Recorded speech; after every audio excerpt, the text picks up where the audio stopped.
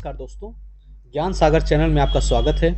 इस वीडियो में हम 17th बीपीएससी के लिए खान सर द्वारा चलाए गए विजेता बैच, जो कि रिवीजन का बैच है, और इसमें जो भी क्वेश्चन करवाए जा रहे हैं उसको हम लोग देखेंगे सीरीज में। और इस वीडियो में हम फिजिक्स के दो टॉपिक्स को कवर करेंगे, जिसमें उष्मा और उष्मागतिकी है और चुंबकत्व है। तो हम दो टॉपिक को हम लोग इसमें देखेंगे एमसीक्यू, जो कि बहुत ही इंपॉर्टेंट क्वेश्चन रहने वाले हैं। तो स्टार्ट करते हैं। पहला क्वेश्चन है, निम्नलिखित कथनों का अध्ययन कीजिए। उष्मा एक प्रकार की ऊर्जा होती है। कैलोरीमेट्री का सिद्धांत किसी पिंड द्वारा उष्मा हानि किसी पिंड द्वारा उष्मा की प्रति के बराबर माना जाता है। और तीसरा ऑप्शन दिया गया है, उष्मा का मात्रक जूल अथवा गर्ग या कैलोरी माना जाता है। तो इसमें जो उष्मा एक प्रकार की ऊर्जा होती है, ये सही स्टेटमेंट है। और कैलोरीमेट्रो का जो सिद्धांत है, किसी पिंड द्वारा उष्मा हानि किसी पिंड द्वारा उष्मा की प्रति के बराबर माना जाता है, ये भी स्टेटमेंट सही है। और उष्मा का मात्रक जूल होता है, अर्ग होता है और कैलोरी होता है। तो इस तरह जो है तीनों ही स्टेटमेंट सही हैं, तो डी आंसर हो जाएगा। नेक्स्ट क्वेश्चन को देखते हैं। निम्नलिखित में कौन सा कथन असत्य है, कौन सा फॉल्स कथन है उसको देखना है। तो दे रखा है, तापमान का एसआई मात्रक फ़ारेनहाइट होता है। फिर दे रखा है, रीमर व राइकेन तापमान की अन्य इकाइयां हैं। फिर दे रखा है, डॉक्टरी थर्मामीटर का प्रास यानी रेंज बोलते हैं इसको, 36 डिग्री से 42 डिग्री सेंटीग्रेड होता है, जबकि प्रयोगशाला तापमापी का प्रास -10 डिग्री सेंटीग्रेड से 110 डिग्री सेंटीग्रेड तक होता है। और चौथा दे रखा है, डिजिटल थर्मोमीटर में पारे का उपयोग नहीं किया जाता है। तो इसमें देखते हैं कौन कौन सा स्टेटमेंट सही है। तो तापमान का जो एसआई मात्रक होता है वो फ़ारेनहाइट नहीं होता है, बल्कि यह केल्विन होता है। तो इसको आपको देखना है, ये फ़ारेनहाइट नहीं होता है, ये केल्विन होता है। इस तरह पहला ही जो है ऑप्शन वो गलत हो जाएगा, तो ये आंसर हो जाएगा। और बाकी देख लीजिए, रीमर और राइकन तापमान की अन्य इकाइयाँ हैं, सही बात है। डॉक्टरी थर्मामीटर का जो रेंज होता है बेसिकली ये होता है 35 डिग्री सेंटीग्रेड से 42 डिग्री सेंटीग्रेड के बीच में इसका रेंज होता है। और प्रयोगशाला तापमापी का जो प्रास होता है -10 डिग्री सेंटीग्रेड से 110 डिग्री सेंटीग्रेड तक होता है।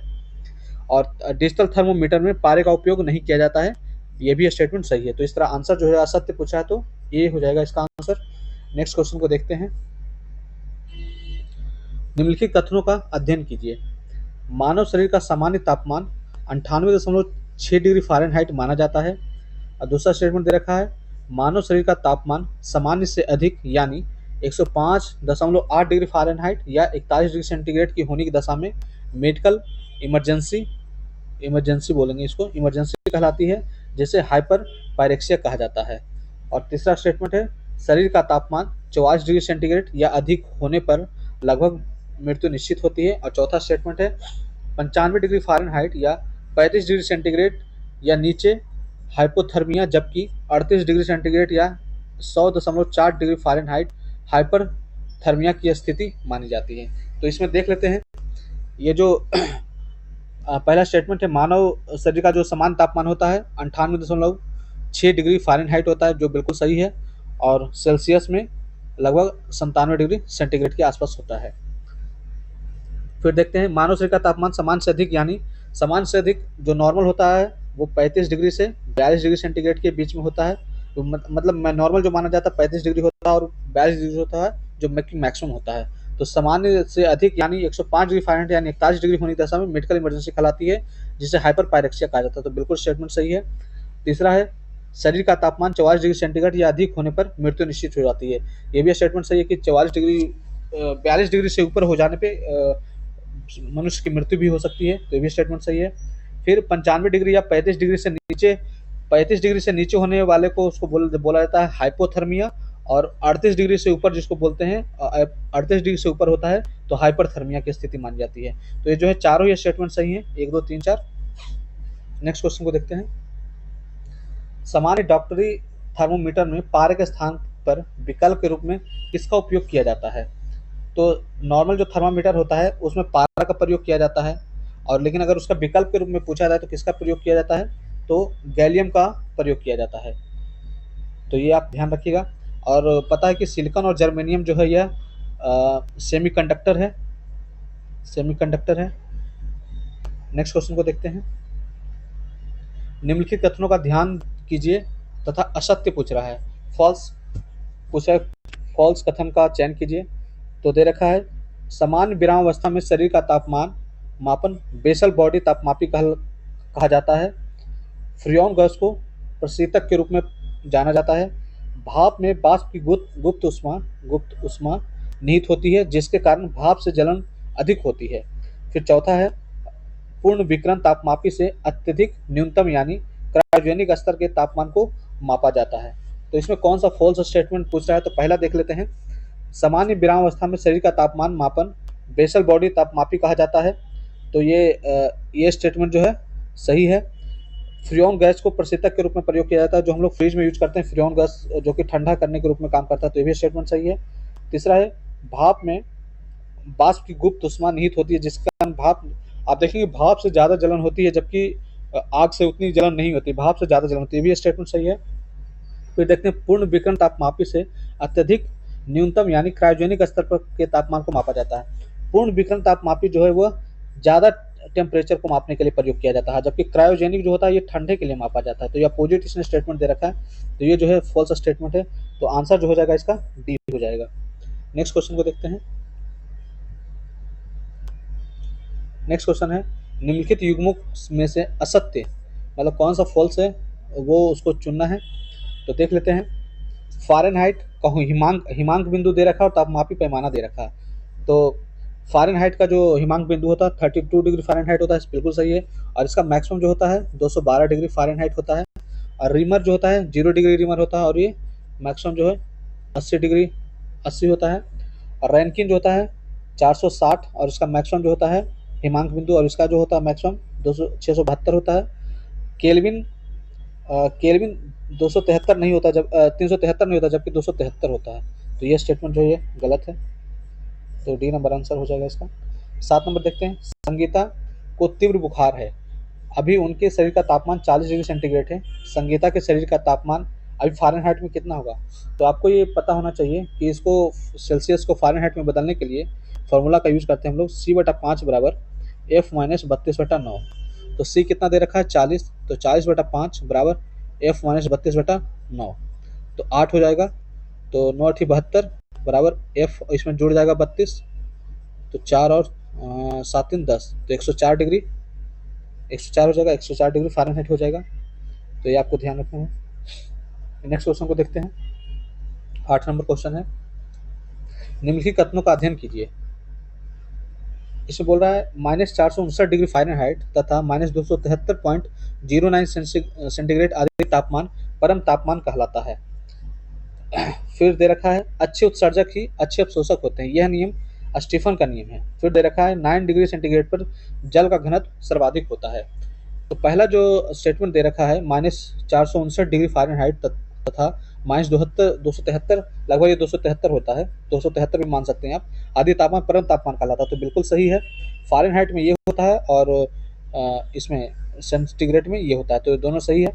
और अच्छे उत्सर्जक ही अच्छे अवशोषक कहलाते। यह नियम स्टीफन का है, यह स्टीफन का नहीं है बल्कि किरचॉफ्स का नियम है। यह जो है किरचॉफ्स का नियम है, तो ये आपको ध्यान रखना। तो ये स्टेटमेंट जो गलत है। 9 डिग्री सेंटीग्रेड पर जल का घनत्व सर्वाधिक होता है। जल का घनत्व जो सर्वाधिक होता है वो 4 डिग्री सेंटीग्रेड पे होता है, क्योंकि विरल से सघन में जाता है, फिर सघन से विरल में जाता है। तो 4 डिग्री जो सेंटीग्रेड होता है इसमें जो होता है घनत्व जो होता है मैक्सिमम होता है। तो और आयतन जो है इसमें आयतन इसका सबसे मिनिमम होगा। तो ये चीज़ें दोनों चीज़ें ध्यान रखनी है। तो पहला जो स्टेटमेंट है सही है और ये दोनों जो है स्टेटमेंट है वो गलत है। तो सत्य पूछ रहा था तो पहला स्टेटमेंट ये सही हो जाएगा। नेक्स्ट क्वेश्चन को देखते हैं। निम्नलिखित कथनों का ध्यान कीजिए। ऊष्मा का चालन केवल ठोस व पारे में ही संभव है। फिर दूसरा दे रखा है गैर धात्विक चालक में चालन की व्यवस्था कणों के कंपन व स्वतंत्र इलेक्ट्रॉन के कारण संभव हो पाती है। तीसरा है छप्पर की मकान छत के मकान की तुलना में देर से गर्म होती है। तो इसमें पूछा है सत्य कथन पूछ रहे हैं, तो सत्य इसमें कौन सा सही है उसको देख लेते हैं। तो ऊष्मा का चालन केवल ठोस और पारे में ही संभव है, तो बिल्कुल स्टेटमेंट जो है ये जो है स्टेटमेंट जो है ये सही है। फिर देखते हैं गैर धात्विक चालक में चालन की व्यवस्था कणों के कंपन व स्वतंत्र इलेक्ट्रॉन के कारण संभव हो पाती है। तो ये गलत है। यह जो है गैर धातु नहीं, ये धातु में होता है पॉसिबल। तो ये स्टेटमेंट सही है। छप्पर की मकान छत के मकान की तुलना में देर से गर्म होती है, तो ये भी स्टेटमेंट सही है। तो 1 और 3 जो है वह सही हो जाएगा। नेक्स्ट क्वेश्चन को देखते हैं, 10वां नंबर है, ऊष्मा का संवहन संभव है। तो ऊष्मा का संवहन कहाँ कहाँ किस में होता है? तो ऊष्मा का संवहन जो होता है द्रव और गैस में होता है। द्रव और गैस में, ठोस में जो होता है ऊष्मा का संवहन नहीं होता है। तो ऑप्शन नंबर जो है बी इसका सही हो जाएगा। नेक्स्ट क्वेश्चन को देखते हैं, निम्नलिखित में से कौन सा उदाहरण संवहन का नहीं है? संवहन का उदाहरण नहीं है तो उसको देख लेते हैं। ऑप्शन दे रखा, भवन आदि में वेंटिलेशन प्रक्रिया, समुद्री समीर व स्थलीय समीर, व्यापारी पमने, फ्रिज की क्रिया पद्धति, गर्म बर्तन का और अधिक गर्म होना। तो संवहन का नहीं है। भवन आदि में वेंटिलेशन की प्रक्रिया एक संवहन की प्रक्रिया है, बिल्कुल सही है, यह स्टेटमेंट है। और समुद्री समर व स्थलीय समीर व्यापारी पमने, ये भी सही है। फ्रिज की क्रिया पद्धति, ये भी सही है। बर्तन गर्म बर्तन का और अधिक गर्म होना, ये संवहन नहीं है। इसमें क्या होता है, गर्म बर्तन जो होता है बेसिकली ठोस होता है, तो बर्तन ठोस होता है, और ठोस में जो कि है संवहन नहीं होता है। तो ये आप ध्यान रखेंगे, इससे आप एलिमिनेट कर सकते हैं। तो ऑप्शन नंबर जो है डी है इसका सही आंसर। नेक्स्ट क्वेश्चन को देखते हैं, निम्नलिखित कथनों का अध्ययन कीजिए। पहला दे रखा है, प्राकृतिक संवहन की प्रक्रिया किसी भी दशा में संभव है। दूसरा दे रखा है, रेडिएशन की स्पीड सूर्य के प्रकाश की भांति है। और तीसरा स्टेटमेंट है, थर्मल रेडिएशन को विद्युत चुंबकीय विकिरण कहा जाता है। तो इसमें पूछा कौन सा स्टेटमेंट गलत है। तो गलत स्टेटमेंट पे आते हैं, देखते हैं। प्राकृतिक संवहन की प्रक्रिया किसी भी दिशा में संभव है, ये गलत स्टेटमेंट है। यह जो है बेसिकली बॉटम से अप जाता है। इसमें प्राकृतिक संवहन जो होता है बॉटम से अप होता है। रेडिएशन की स्पीड सूर्य के प्रकाश की भांति होती है, तो ये स्टेटमेंट जो है सही है, बिल्कुल। 3 × 10⁸ होता है इसकी स्पीड। और तीसरा देखते हैं, थर्मल रेडिएशन को विद्युत चुंबकीय विकिरण कहा जाता है, ये गलत बात है। ये इसको बोलते हैं इंफ्रारेड रेडिएशन। तो पहला और तीसरा जो स्टेटमेंट है वो गलत है। नेक्स्ट क्वेश्चन को देखते हैं, निम्नलिखित उदाहरण द्वारा अध्ययन करें। पॉलिश जूते जल्द गर्म नहीं होते क्योंकि सूर्य प्रकाश का अधिकतम भाग परावर्तित हो जाता है। सांवली काली त्वचा वाला व्यक्ति तुलनात्मक रूप से ज़्यादा गर्म व ज़्यादा ठंडी महसूस कर सकता है। और थर्ड दे रखा है, सूर्य, Vantablack, carbon nanotube आदि पूर्ण ब्लैक बॉडी के अच्छे उदाहरण है। तो कौन सा कथन असत्य है? असत्य को पूछ रहा है। तो पॉलिश जूते जो होते हैं वह सूर्य के परावर्तित हो जाती है, बिल्कुल, तभी वो चमकता है, तो ये स्टेटमेंट सही है। और सांवली काला त्वचा वाला व्यक्ति तुलनात्मक रूप से ज़्यादा गर्म और ज़्यादा ठंडी महसूस करता है। आप जानते हैं कि एक नेचर होता है, जो व्यक्ति जिसको जितना देर में गर्म होने में लगता है उसको उतना ठंडा होने में लगता है, तो ये जो है स्टेटमेंट सही है। और ब्लैक चीज़ों में जो होता है ऊष्मा का जो होता है वह अवशोषक होता है, तो यह स्टेटमेंट सही है, पहला भी सही है। और दूसरा तीसरा देखते हैं, सूर्य, Vantablack, carbon nanotube आदि पूर्ण ब्लैक बॉडी के अच्छे उदाहरण है। तो ये सब अच्छे ब्लैक बॉडी के उदाहरण नहीं है। ब्लैक बॉडी के उदाहरण ब्लैक होल और इन सब को कहा जाता है, तो ये स्टेटमेंट जो है गलत है। और सूर्य तो लाइट ही देती है, तो ये तो गलत ही है। तो ऑप्शन जो हो जाएगा सी इसका सही हो जाएगा। नेक्स्ट क्वेश्चन को देखते हैं, निम्नलिखित कथनों का अध्ययन कीजिए तथा असत्य कथन को पहचानिए। असत्य पूछ रहा है। तो पहला दे रखा है, ऊष्मीय प्रसार के कारण ही पेंडुलम की सुइयां इनवार स्टील की बनाई जाती है। बी दे रखा है, हिमांक बिंदु और गलनांक बिंदु समान होता है। फिर दे रखा है, तापमान का अंतर जितना अधिक होगा वस्तुओं में ऊष्मा हानि की दर उतनी ही अधिक होगी। फिर दे रखा है, पेम्बा प्रभाव न्यूटन के शीतलन नियम का विरोध करता है। तो इसमें असत्य पूछ रहा था, तो देख लेते हैं। तो ऊष्मीय प्रसार के कारण ही पेंडुलम की सुइयां इनवार स्टील बनाई जाती है। ये इनवार स्टील जो है एक स्टील का प्रकार है, तो ये बिल्कुल सही है। हिमांक बिंदु और गलनांक बिंदु समान होते हैं, ये भी सही है। तापमान का अंतर जितना अधिक होगा वस्तुओं में ऊष्मा हानि की दर उतनी ही अधिक होगी। मतलब कह रहा है कि जैसे एक मान लिया किसी कोई टेम्परेचर 10 डिग्री का है और एक है 100 डिग्री का, तो इसमें जो है वह बैलेंस होने में उतना टाइम नहीं लगाएगा जितना कि दो वस्तुओं के समान में लगाएगा, तो ये बिल्कुल स्टेटमेंट सही है। और तीसरा दे रखा है, पेम्बा प्रभाव न्यूटन के शीतलन नियम का विरोध करता है। तो यह शीतलन नियम का विरोध करता है, ये जो है स्टेटमेंट गलत है, ये तो सपोर्ट करता है। नेक्स्ट क्वेश्चन है, निम्नलिखित कथनों का अध्ययन कीजिए, असत्य कथन का चयन कीजिए। सामान्य जल में नमक मिलाने पर क्वथनांक बिंदु में वृद्धि जबकि हिमांक बिंदु में कमी आती है। फिर देखते हैं दाब बढ़ने पर क्वथनांक बिंदु घट जाता है। और फिर है कुकर में क्वथनांक बिंदु बढ़ जाता है, इसलिए भोजन जल्दी पकता है। ठोस की गुप्त ऊष्मा का मान 540 कैलोरी ग्राम प्रति ग्राम मानक माना जाता है। तो अब इसमें देख लेते हैं, सामान्य जल में नमक मिलाने पर क्वथनांक बिंदु में वृद्धि होती है, हिमांक बिंदु में कमी आती है। बिल्कुल स्टेटमेंट सही है। दाब बढ़ने पर क्वथनांक बिंदु घट जाता है, गलत स्टेटमेंट है। दाब बढ़ेगा तो क्वथनांक भी बढ़ेगा, और दाब घटेगा तो क्वथनांक भी घटेगा, तो ये आप ध्यान रखिएगा। और कुकर में क्वथनांक बिंदु बढ़ जाता है, ये गलत दे रखा है। सॉरी, ये तो ठीक दे रखा है, ये तो सही दे रखा है। कुकर में क्वथनांक बिंदु बढ़ जाता है तो भोजन जल्दी पकता है, तो ये बिल्कुल स्टेटमेंट सही है। फिर एक ठोस की गुप्त ऊष्मा का मान 540 कैलोरी ग्राम मानक माना जाता है। ये जो है ये ठोस का नहीं है, ये द्रव का है। ठोस का जो है 80 है, तो ये स्टेटमेंट गलत है। तो इस तरह सत्य ऑप्शन हो जाएगा डी और बी। नेक्स्ट क्वेश्चन को देखते हैं। निम्नलिखित कथनों का अध्ययन कीजिए। किसी ठोस का सीधे गैस में परिवर्तन होना उत्पादन कहलाता है। उत्पादन एक ऊष्माक्षेपी प्रक्रिया है, अभिक्रिया है। ठोस बर्फ या ठोस CO2 सामान्य तापमान पर उदरपातित हो जाती है। ठोस आयोडीन गर्म करने पर उदरपातित होता है। गैस का सीधे ठोस में परिवर्तन होना निक्षेपण कहलाता है। तो देख लेते हैं, किसी ठोस का सीधे गैस में बदल जाता है उसको उदरपातन बोलता है, सब्लिमेशन इसको बोलते हैं। उदरपातन एक ऊष्माक्षेपी प्रक्रिया नहीं है, यह एक ऊष्माशोषी प्रक्रिया है, इसको आप ध्यान रखिएगा। यह ऊष्माशोषी प्रक्रिया है, अभिक्रिया है। और ठोस बर्फ या ठोस CO2 समान तापमान पर उदरपातित हो जाता है, बिल्कुल सही है। ठोस हाइड्रोजन गर्म करने पर उदरपातित होता है, भी सही है। गैस का सीधे ठोस में परिवर्तित होना निक्षेपण कहलाता है, तो ये भी स्टेटमेंट जो है सही है। और इसको बोलते हैं हम लोग डिपोजिशन, इसको बोलते हैं निक्षेपण को डिपोजिशन। तो स्टेटमेंट जो 1, 3, 4, 5 हो जाएगा इसका सही। नेक्स्ट क्वेश्चन पर आते हैं।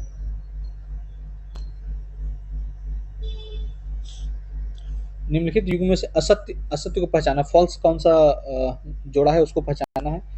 गैसों का प्लाज्मा परिवर्तन पुनर्संयोजन, द्रव का गैस में बदलना वाष्पीकरण, गैस का सीधे ठोस में बदलना निक्षेपण, गैस का द्रव में बदलना संघनन।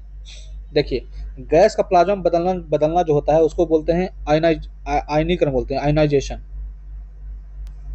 सॉरी आयोनाइजेशन या आयनीकरण। पुनर्संयोजन नहीं कहते हैं, पुनर्संयोजन कहते हैं जब प्लाज्मा जब गैस में बदल जाए ना, तो उसको पुनर्संयोजन कहते हैं। और द्रव का गैस में बदलना वाष्पीकरण सही है, और गैस का सीधे ठोस में बदलना निक्षेपण कहलाता है, ये भी सही है। और गैस का द्रव में बदलना संघनन आप तो जानते ही हैं। तो इस तरह ये जो है ऑप्शन जो है वो युग्म गलत है, तो आंसर ए हो जाएगा। नेक्स्ट क्वेश्चन को देखते हैं। निम्नलिखित युग्मों में असत्य युग्म का चयन कीजिए। तो दे रखा है, पहला है ऊष्मीय साम्यावस्था का नियम, और उसमें दे रखा ऊष्मागतिकी का शून्य नियम।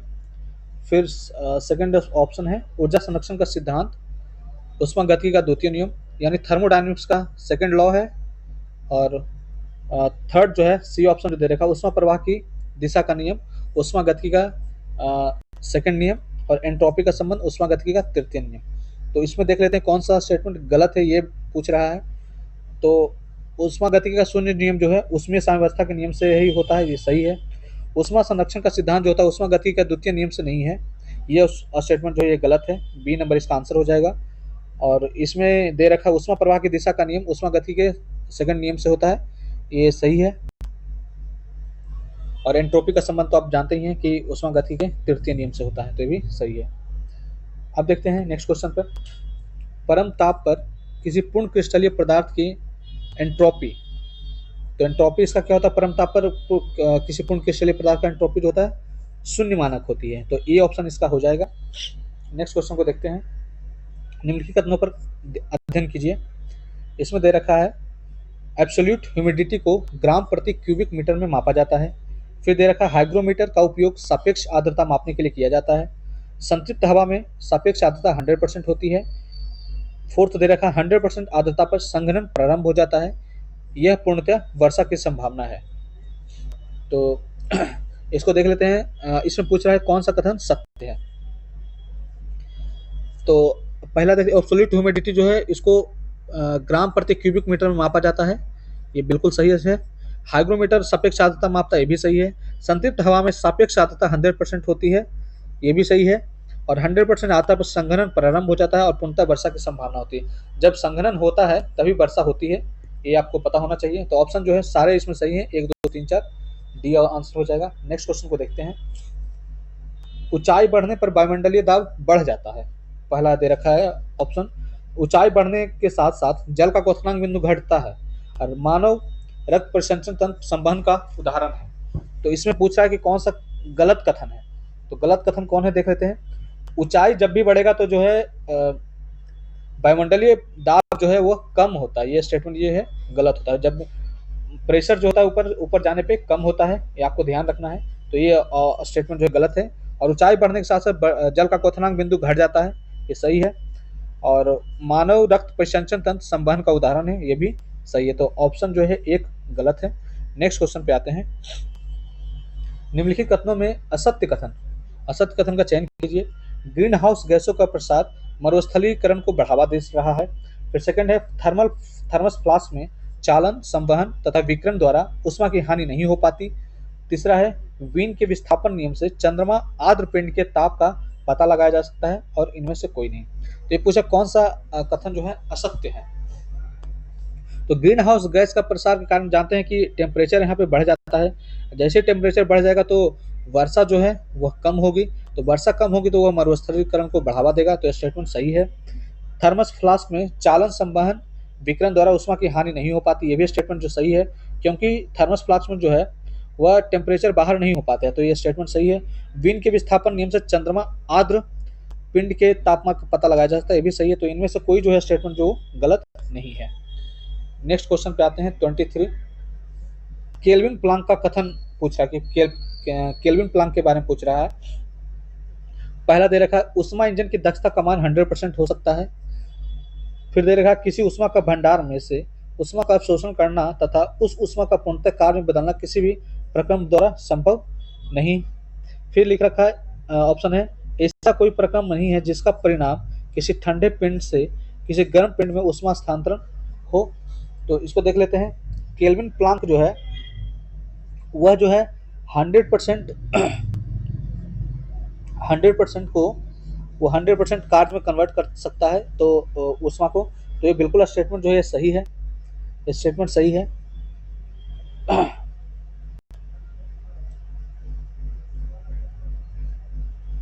सॉरी, ये उष्मा की दक्षता नहीं, ये हीट को कन्वर्ट करता है, हीट को 100% कार्य में कन्वर्ट करता है, तो स्टेटमेंट गलत है ये पहला।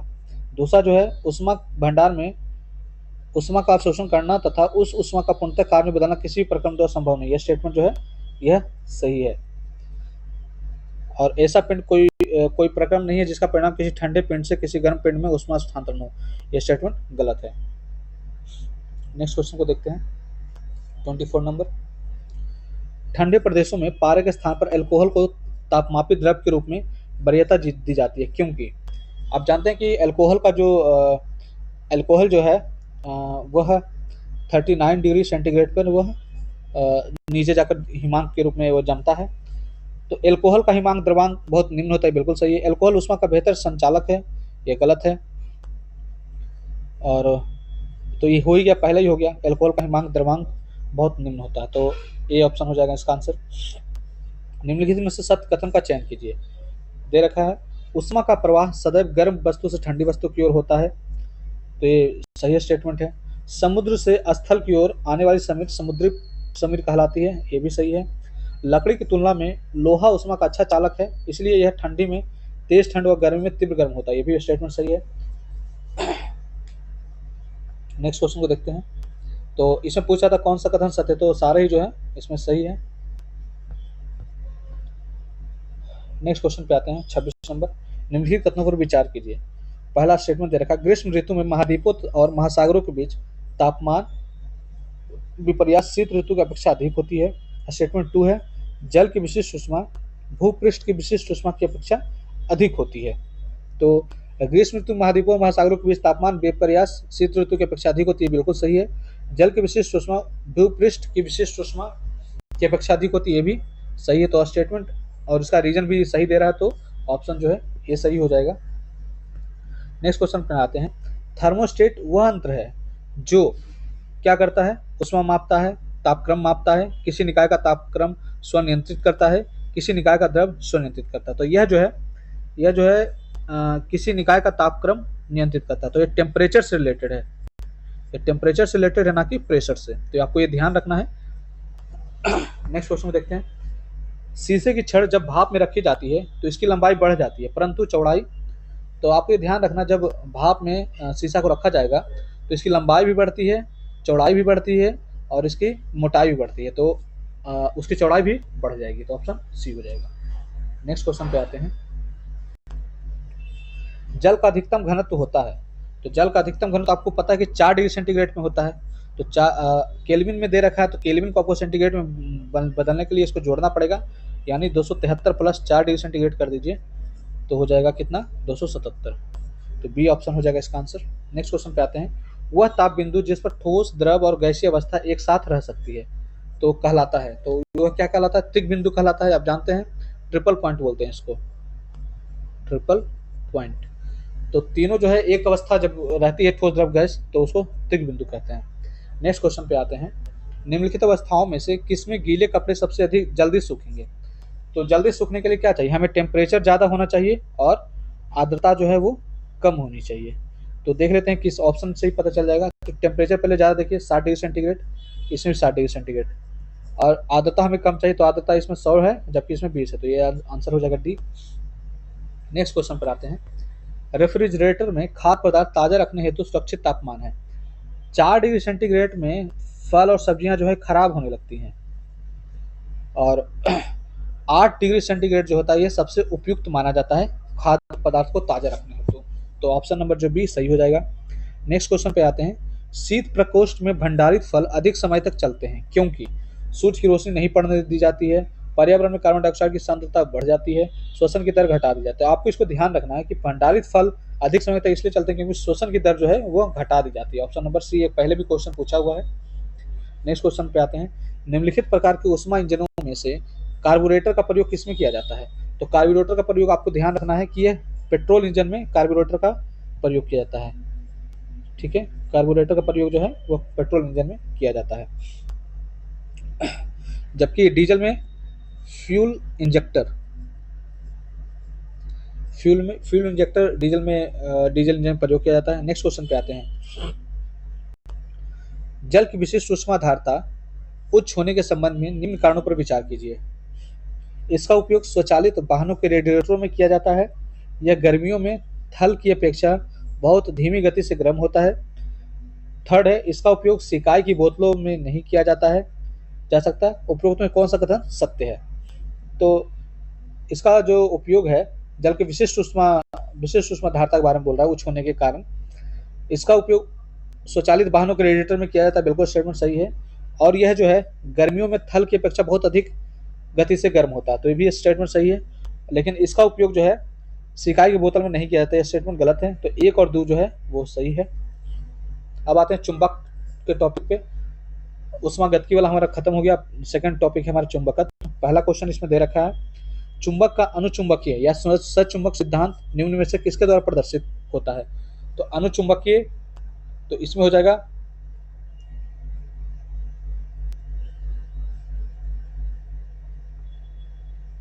प्लेटिनम, क्योंकि निकेल और लोहा जो है वह लौह चुंबकीय है, और तो इसका ऑप्शन हो जाएगा डी। सेकंड क्वेश्चन पे आते हैं। पृथ्वी के चुंबकीय क्षेत्र में रखे गए दंड चुंबक जिसका उत्तरी ध्रुव भौगोलिक उत्तर दिशा की ओर स्थित है के चारों ओर उदासीन बिंदुओं की संख्या, तो ये बेसिकली ये नॉर्थ साउथ, तो नॉर्थ साउथ ऑक्युपाई हो गया, तो 1 2, मतलब ये दोनों जो है वो उदासीन बिंदुओं की संख्या जो है 2 हो जाएगा, तो ऑप्शन ए हो जाएगा सही। नेक्स्ट क्वेश्चन को देखते हैं। चुंबक के संदर्भ में असत्य कथन का चयन कीजिए। मैग्नेटाइट एक प्राकृतिक चुंबक है, दो चुंबकों के समान ध्रुव एक दूसरे को आकर्षित करते हैं, जबकि मतलब करते हैं, असमान ध्रुव में परस्पर प्रतिकर्षण होता है। क्षण चुंबक लटकाने पर उत्तर दक्षिण दिशा में ठहरता है। तो मैग्नेटाइट जो है प्राकृतिक चुंबक है, यह स्टेटमेंट जो है सही है। दो चुंबकों के समान ध्रुव एक दूसरे को आकर्षित करते हैं, तो समान ध्रुव जो है वो एक दूसरे को प्रतिकर्षित करेंगे, आकर्षित नहीं करेंगे। तो ये जो है स्टेटमेंट बी नंबर जो है स्टेटमेंट गलत है। फिर है असमान ध्रुव परस्पर प्रतिकर्षण करते हैं, असमान ध्रुव जो है वो आकर्षण करेंगे। तो दोनों अपोजिट डायरेक्शन दे रखा है, क्वेश्चन अपोजिट ऑप्शन बना रखे हैं। और लास्ट जो है क्षण चुंबक लटकाने पर उत्तर दक्षिण दिशा में ठहरता, तो स्टेटमेंट सही है, यानी असत्य पूछा था तो बी और सी जो है असत्य है। नेक्स्ट क्वेश्चन पे आते हैं, निम्नलिखित युगों में से असत्य का मिलान कीजिए। तो असत्य देख लेते हैं। अनुचुंबकीय पदार्थ टाइटेनियम, लौह चुंबकीय पदार्थ गैडोलियम, प्रतिचुंबकीय पदार्थ ऑक्सीजन, इनमें से कोई नहीं। ऑक्सीजन जो है वह अनुचुंबकीय है, अनुचुंबकीय है, तो ये गलत हो गया। और और देख लेते हैं, अनुचुंबकीय पदार्थ टाइटेनियम है, ठीक है। लौह चुंबकीय गैडोलियम है, तो ऑप्शन जो है सी इसका आंसर हो जाएगा। नेक्स्ट क्वेश्चन पे आते हैं 5 नंबर। निम्न में से कौन सा युग्म प्रतिचुंबकीय पदार्थ का नहीं है, मतलब प्रतिचुंबकीय पूछ रहा है, तो प्रतिचुंबकीय कौन सा नहीं है उसको देख लेते हैं। तो टीन और टंगस्टन जो है यह प्रतिचुंबकीय है, टीन और टंगस्टन। संगमरमर और सुरमा ये भी प्रतिचुंबकीय हैं। सॉरी, टीन और टंगस्टन जो है वह अनुचुंबकीय है ना, अनुचुंबकीय है।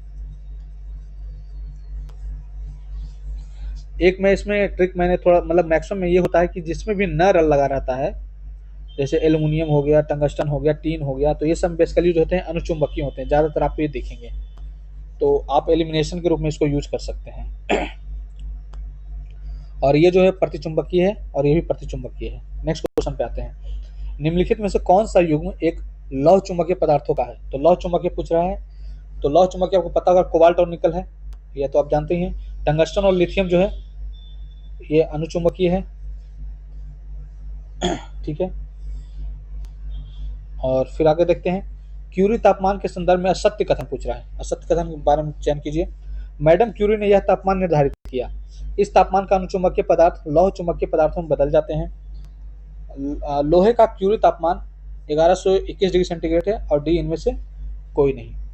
तो क्यूरी तापमान मैडम क्यूरी ने यह तापमान निर्धारित किया, मैडम क्यूरी ने नहीं किया था, बल्कि यह पियरे क्यूरी ने किया था, यह पियरे क्यूरी ने तापमान निर्धारित किया था।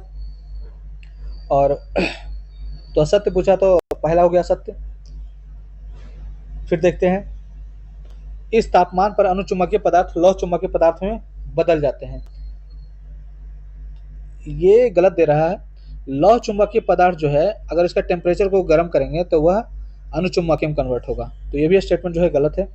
लोहे का क्यूरी तापमान जो है 1121 डिग्री सेंटीग्रेड नहीं होता है, बल्कि यह 770 डिग्री सेंटीग्रेड होता है। तो तीनों ही स्टेटमेंट जो है वो गलत है। तो गलत पूछा था तो उपयुक्त में से एक से अधिक हो जाएगा, डी हो जाएगा इसका आंसर। नेक्स्ट क्वेश्चन पे आते हैं, पानी और मानव का रक्त उदाहरण है। तो पानी और मानव जो है, मानव रक्त जो है वह प्रतिचुंबकीय उदाहरण है, तो ऑप्शन नंबर जो है ए हो जाएगा। और ऑक्सीजन जो होता है वह अनुचुंबकीय होता है, और लौह चुंबकीय तो पता है कोबाल्ट और निकेल। नेक्स्ट क्वेश्चन पे आते हैं, निम्नलिखित में से किसमें चुंबक का अनुप्रयोग शामिल है। तो वॉशिंग मशीन और रेडियो में चुंबक, जिसमें भी मोटर लगा हो वह चुंबक का, उसमें चुंबक का प्रयोग किया जाता है। एमआरआई तो आप जानते हैं, एमआरआई तो खुद ही मैग्नेटिक है तो होगा ही, और डायनमो में भी होता है, तो उपयुक्त एक में से अधिक हो जाएगा चुंबक का प्रयोग। नेक्स्ट देखते हैं 10 नंबर, किसी चुंबक की प्रभावी लंबाई 25 सेंटीमीटर है, तो ज्यामितीय लंबाई ज्ञात कीजिए। दे रहा है चुंबक की प्रभावी लंबाई 25 सेंटीमीटर, तो ज्यामितीय लंबाई यह पूछ रहा है। तो इसका जो होता है, ये प्रभावी लंबाई बराबर, इसका फॉर्मूला होता है बेसिकली, प्रभावी लंबाई बराबर 5/6 इंटू ज्यामितीय लंबाई, ज्यामितीय लंबाई। तो प्रभावी लंबाई दे रखा है 25 और 5/6 इंटू ज्यामितीय पूछा, तो ज्यामितीय मान लिया x है, तो इसका कितना हो जाएगा 25 गुना 6/5, यानी 25 25 5 30 सेंटीमीटर इसका आंसर हो जाएगा। नेक्स्ट क्वेश्चन को देखते हैं, 11 नंबर क्वेश्चन, निम्नलिखित में से असत्य कथन का चयन कीजिए। तो इसमें बोल रहा है चुंबक के दोनों ध्रुव बिल्कुल किनारों पर नहीं होते, पहला दे रखा है। दूसरा है चुंबक के दोनों ध्रुवों को अलग नहीं किया जा सकता। चुंबक का उत्तरी ऋणात्मक जबकि दक्षिणी दक्षिणी धनात्मक माना जाता है। तो इसमें पूछा असत्य, कौन सा कथन असत्य है? तो चुंबक के जो दोनों ध्रुव होते बिल्कुल किनारे पर नहीं होते, बिल्कुल स्टेटमेंट सही दे रखा। मान लिया चुंबक है तो थोड़ा सा इधर होंगे, तो इन दोनों का ध्रुव तो एकदम किनारे पर नहीं होता, तो ये स्टेटमेंट सही है। चुंबक के दोनों ध्रुवों को अलग नहीं किया जा सकता, ये भी सही है, क्योंकि आप कितना भी चुंबक को काटेंगे तो नॉर्थ साउथ वो पोल अपना रहेगा ही, दो दो ध्रुव रहेंगे इसके। चुंबक का उत्तरी ध्रुव उत्तरी ऋणात्मक जबकि दक्षिणी ध्रुव धनात्मक होता है, ये स्टेटमेंट गलत है। उत्तरी जो होता है, नॉर्थ जो होता है वह पॉजिटिव होता है और साउथ जो होता है निगेटिव होता है। तो स्टेटमेंट जो है सी नंबर जो स्टेटमेंट है वो गलत है, ऑप्शन सी जो आंसर हो जाएगा, क्योंकि असत्य कथन पूछ रहा था। नेक्स्ट क्वेश्चन पे आते हैं। किसी चुंबक में सबसे कम चुंबकत्व की स्थिति कहाँ होती है? तो उत्तरी ध्रुव पर, दोनों ध्रुव के बिल्कुल बीच में, दक्षिणी ध्रुव पर। तो दोनों ध्रुव के जो सबसे बीच में होंगे ना, दोनों ध्रुव सबसे बीच में जो होता है, दोनों ध्रुव के बीच में सबसे ज्यादा चुंबकत्व जो होते हैं वो कम होते हैं। तो ऑप्शन बी हो जाएगा सही इसका। नेक्स्ट क्वेश्चन आते हैं 13 नंबर। निम्नलिखित कथनों में से असत्य असत्य कथन का चयन कीजिए। चुंबक को गर्म करने अथवा ऊंचाई से गिराने पर वह अपना गुण खो देता है। नेक्स्ट दे रखा है चुंबक के अंदर क्षेत्र रेखाएं उत्तर से दक्षिण की ओर चलती है। गॉस चुंबकीय प्रेरण का एसआई मात्रक है, और डी इनमें से कोई नहीं। तो इसको देखते हैं। तो चुंबक को जब आप ऊपर से गिराएंगे या गर्म करेंगे तो अपना चुंबकत्व का जो होता है गुण वो खो देता है, तो ये स्टेटमेंट सही है। और फिर दे रखा है चुंबक के अंदर क्षेत्र रेखाएं उत्तर से दक्षिण की ओर चलती है। उत्तर से दक्षिण की ओर नहीं चलती है, बल्कि यह दक्षिण से उत्तर की ओर चलती है, साउथ से नॉर्थ की ओर चलती है। तो यह स्टेटमेंट जो है गलत है। सत्य पूछा तो बी आंसर हो जाएगा। गॉस चुंबकीय प्रेरण का एक इकाई मात्रक है, तो यह सही है स्टेटमेंट है, तो बी आंसर हो जाएगा इसका। नेक्स्ट देखते हैं 14 नंबर। कौन सा उपकरण विद्युत की चुंबकीय शक्ति पर निर्भर करता है? तो इसमें अब बताया कि चुंबक उसमें लगा जहाँ पे मोटर होगा, तो पंखा में लगता है, टेलीफोन रिसीवर भी रहता है, डायनामो, तो सारा ये इसका आंसर हो जाएगा उपयुक्त में से एक से अधिक। नेक्स्ट 15 नंबर देखते हैं। विद्युत चुंबक की धरणशीलता व चुंबकशीलता होती है। विद्युत चुंबक मतलब ये हो गया आर्टिफिशियल वाला हो गया, तो बहुत कम, बहुत ज्यादा, बहुत ज्यादा, बहुत कम, दोनों बराबर, मृत्यु से है। तो इसमें बेसिकली क्या होता है, जो प्राकृतिक चुंबक होते हैं ना, प्राकृतिक चुंबक में क्या होता है कि धारणशीलता जो हो जाता है, धारणशीलता जो होता है इसमें ज्यादा होता है, लेकिन चुंबकशीलता जो है वह कम होता है, चुंबकशीलता जो है कम होता है। तो इसमें बोल रहा है विद्युत चुंबक मतलब आर्टिफिशियल वाला, तो आर्टिफिशियल वाले में उल्टा हो जाएगा, यानी धारणशीलता जो है इसकी कम होगी, बहुत कम, और इसकी चुंबकशीलता जो है वह ज्यादा होगी। तो ऑप्शन नंबर जो है ए इसका आंसर हो जाएगा। नेक्स्ट क्वेश्चन पर आते हैं। सूची 1 और सूची 2 को सम्मिलित करना है। सूची 1 दे रखा, सूची 2 अनुचुंबकीय दे रखा है, कोबाल्ट, मैग्नेस प्राकृतिक चुंबक, मैग्नेटाइट यूनानी चुंबकीय और मिट्टी। तो ये मैग्नेस वर्ड जो है बेसिकली यूनान से लिया गया है। मैग्नेटाइट जो है एक प्राकृतिक चुंबक है, यानी सी का 2 हो गया, सी का 2 पहला से ही मिल रहा है, तो ए नंबर जो है इसका आंसर हो जाएगा। नेक्स्ट क्वेश्चन को देखते हैं। भंवर धाराओं का उपयोग निम्न में से किस में किया जाता है? रेलगाड़ियों के चुंबकीय ब्रेकों में, प्रेरण भट्टी, ट्रैक्टर, विद्युत शक्ति मोटर, विद्युत शक्ति मीटर। तो भंवर धाराओं का जो प्रयोग किया जाता है, रेलगाड़ी के चुंबकीय ब्रेकों में किया जाता है, प्रेरण भट्टी में किया जाता है, विद्युत शक्ति मीटर में किया जाता है, ट्रैक्टर में नहीं किया जाता है। तो ए नंबर इसका ऑप्शन हो जाएगा 1, 2, 4। नेक्स्ट क्वेश्चन पर आते हैं। निम्नलिखित कथनों में विद्युत चुंबक के संदर्भ में सत्य कथन है।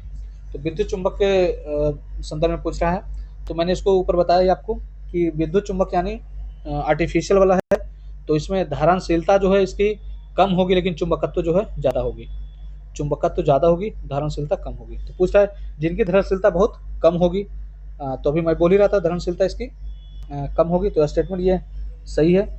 जिनकी चुंबकशीलता बहुत कम है, चुंबकशीलता अधिक होगी, ये स्टेटमेंट गलत है।